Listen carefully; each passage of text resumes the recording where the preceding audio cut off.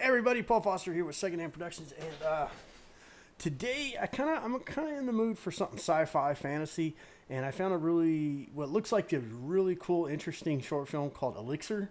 And in kind of browsing some of the information, it looks like it was written and directed by Justin Staggs, and cinematography by Tj Swingle, and it's got 3,200 views and 94 likes, three dislikes. That's not bad. But I was kind of looking at some of the comments on it, and it kind of caught my attention. Just wow, not bad, real nice production. This is seriously so cool, and would love to see this in a full movie. So that got my attention. So Justin Staggs, I'm going to check out your short film called Elixir. So when we come right back, don't go away, because when we get back, we're going to check it.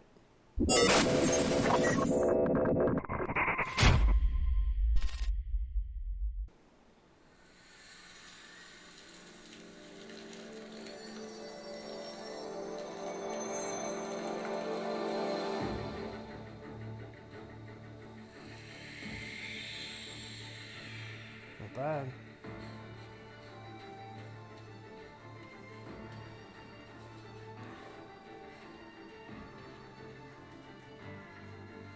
It's not bad drone tracking.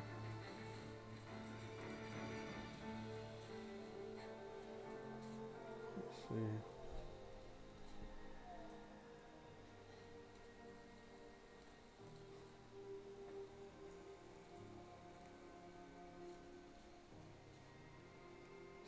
See how they handle it.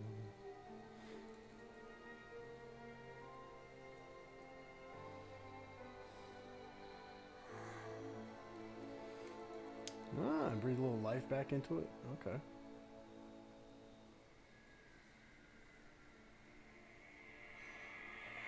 Uh-oh.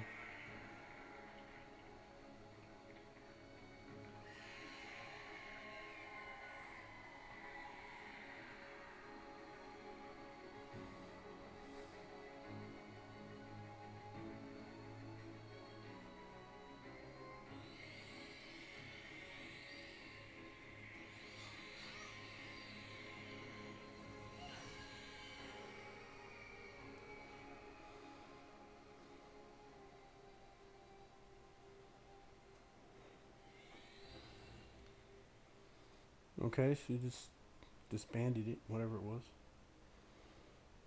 She's been marked. That's not good.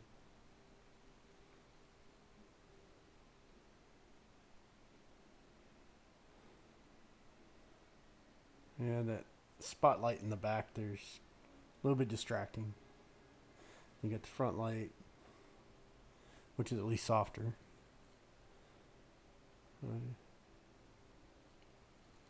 Ooh, interesting.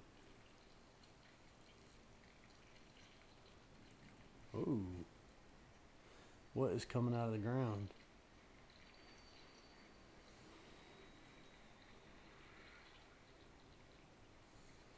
Well, that's a little unsettling.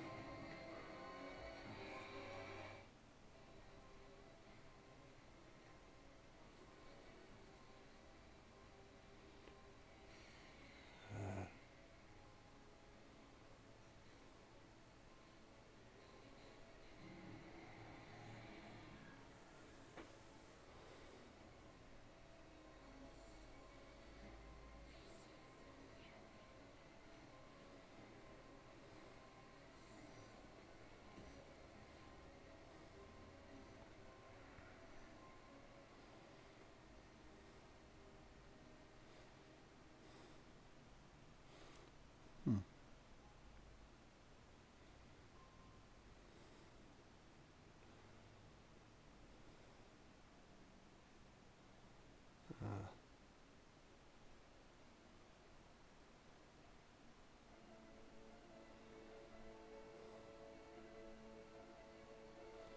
See what happens? You save a butterfly. They come to your rescue. They're going to absorb all that evilness.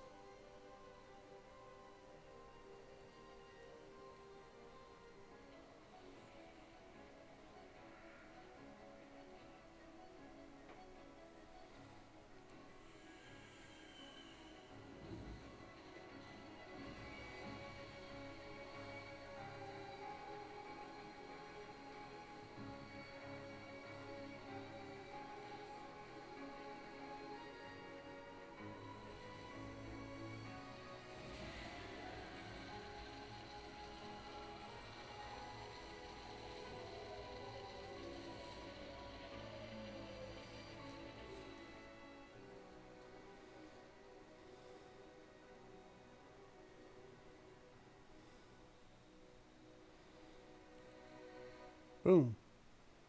Interesting. Interesting. All right, so let's talk about this for a second. All in all, I think it's a good short film. I think because there's no dialogue, literally no dialogue. It is literally based off of it's trying to tell a story just through music and action, um, and for concept work, it looks really good. The tracking looked really good, which is kind of nice because if you're gonna do the visual effects that were done, the only thing I would probably say it would have been it feels a little too much on the surface. Some of the visual effects they don't feel like they're part of the shot. They feel they're laid on top of the shot, and that's easily corrected with some it's kind of like composited in. You want to create layers to kind of blend it into the shot. The only, I mean, but it all looks good. It's very colorful. Um, it's great style. This part where they have the evil mist kind of weaving through the trees. You got the moon up here. It's very ominous kind of evening. I like that. I thought that was really well done.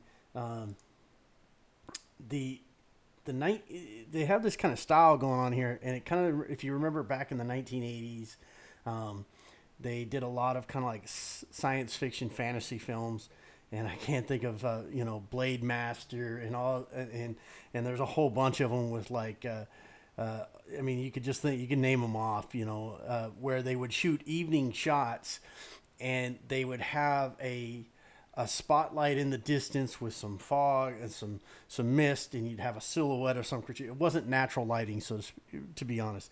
And so this kind of feels like that style. One of the things they probably was a little bit was the choice of coloring, where they went with browns and amber brownish kind of sepia kind of look at night. And so when she's running here, you've got the blue mist, but the light's in front of her, and that looks like it could be moon. It's fairly low, and she's running into the light. There's a lot of browns here, and I don't think I think you could have dialed that down if you wanted to kind of go with a more desaturated look, apply some more blues to the scene, and it would have been a little bit more realistic, I guess you'd say. But at this time of night, you wouldn't be picking up these kind of colors. And so here we have a light in the background that's obviously meant to, and you got this huge smoke just kind of carrying off. And then she comes around and she's got light in her face too. So this is where you run into problems with the direction of light. So what I would do here, it is really hard to shoot in the woods at night when the moonlight's not really hitting. And what I would do is I would go 90 degrees with the light off camera, cascading through the trees, so you get cross-sectional kind of stuff, so you're running through the shadows. You can bounce light into your actor's face when they reach their mark, and I'd stick with the blue tones because it's nighttime.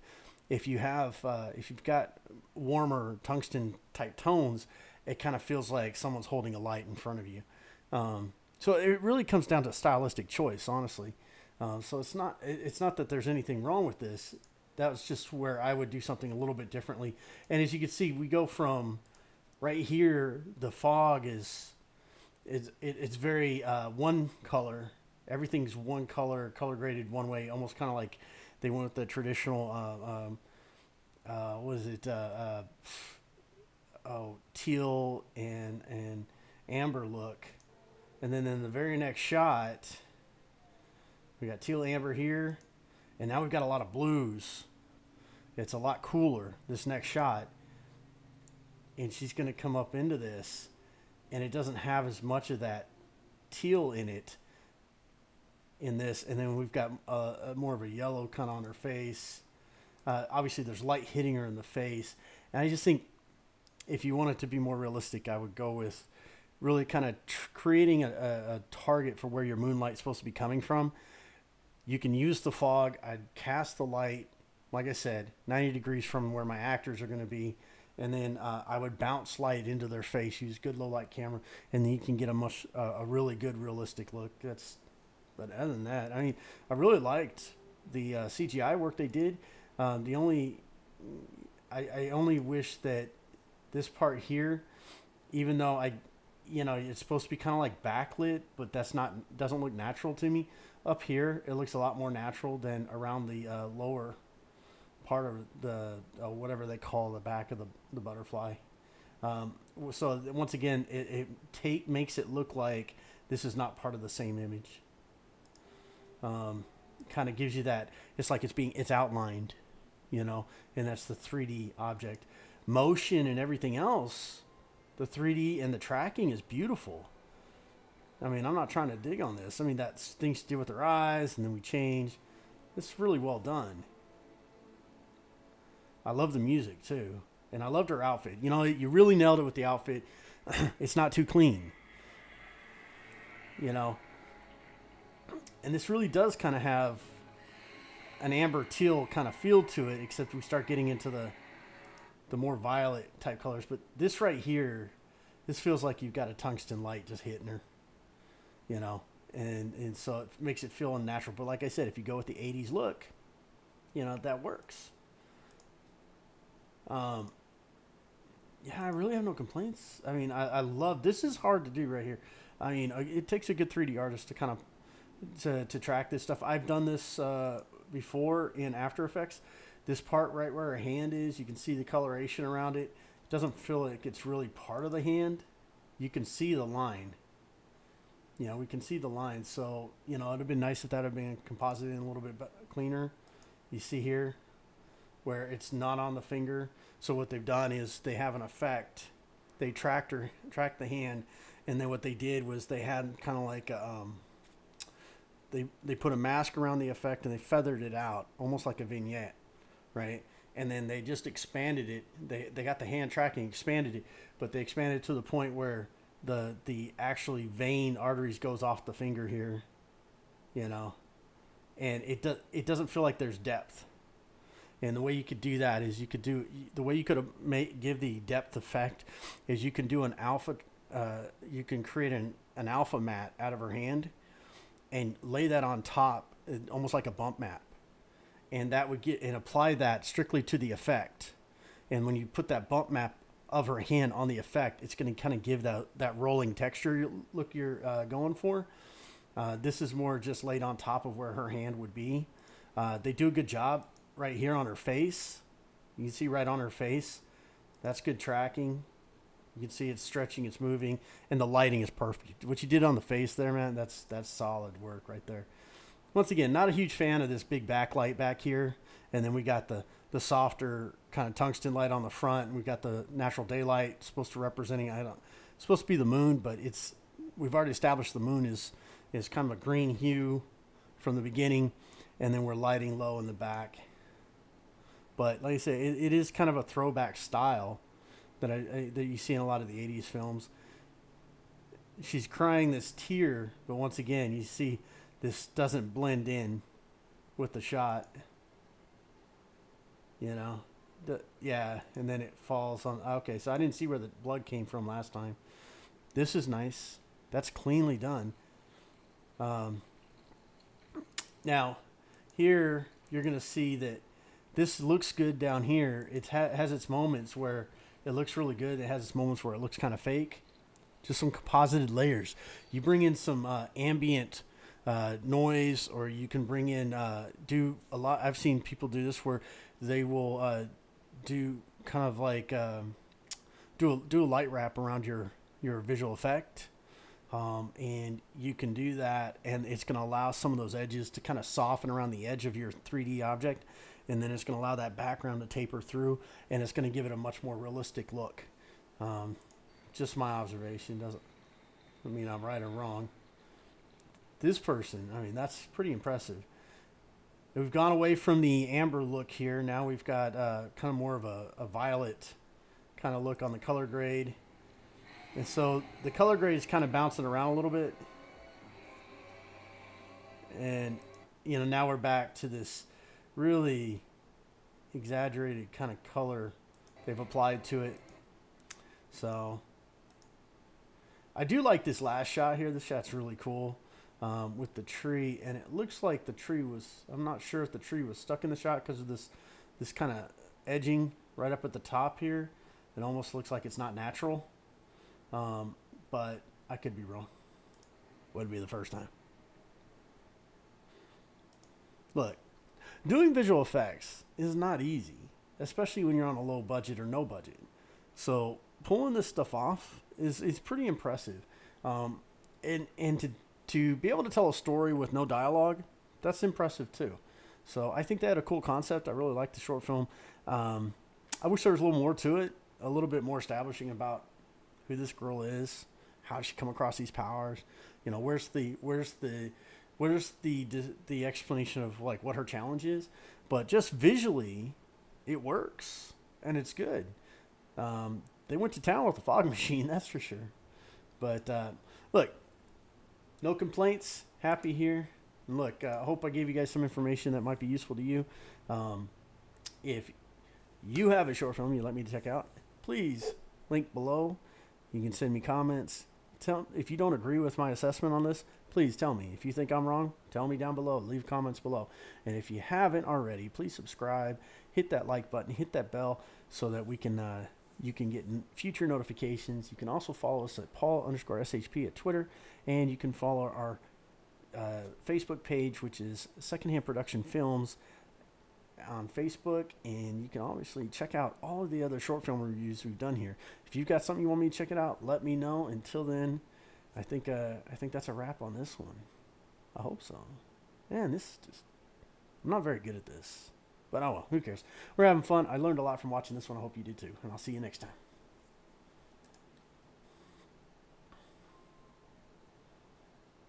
That's a good shot.